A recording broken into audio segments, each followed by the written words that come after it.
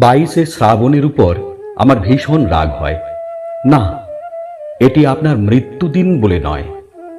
মৃত্যুর উচ্চতা যদি হয় 6 ফুট 2, আপনার উচ্চতা 7-3। আপনি মৃত্যুর চেয়ে বড়। আজও ভোরের শিউলি ফুলের মতো আপনি নবীন, নবীন কিশোরের ফুসফুসের মতো আপনি তাজা, দিন বদলের স্বপ্নের মতো জ্যান্ত। মন খারাপের সঙ্গে লড়াই করতে করতে আজও মধ্য 40। আজই এ প্রভাতে রবির কর আবৃত্তি করতে করতে মনে করে সে তরুণ।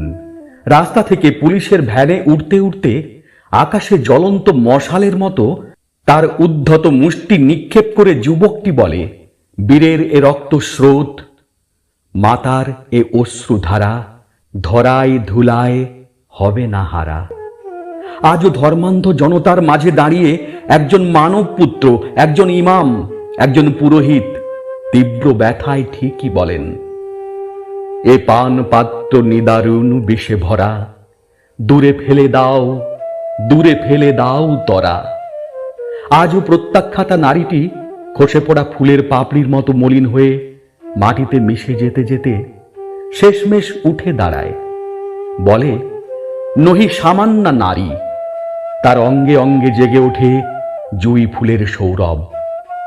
মৃত্যুর উচ্চতা যদি হয় 6 ফুট 2, আপনার উচ্চতা 7-3। আপনি আছেন, একটা জাতির নিঃশ্বাস আর প্রশ্বাস হয়ে রয়েছেন মৃত্যুর 82 বছর পরেও। পৃথিবী থাকলে 1000 বছর পরেও থাকবেন।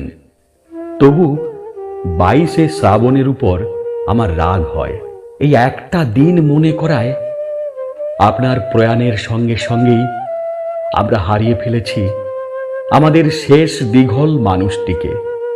এই একটা দিন আমাদের মনে করায় আপনার গান আছে, কবিতা আছে, ছবি আছে, গল্প আছে, উপন্যাস আছে, প্রতিষ্ঠান আছে, আশ্রয় আছে, অথচ আপনি নেই।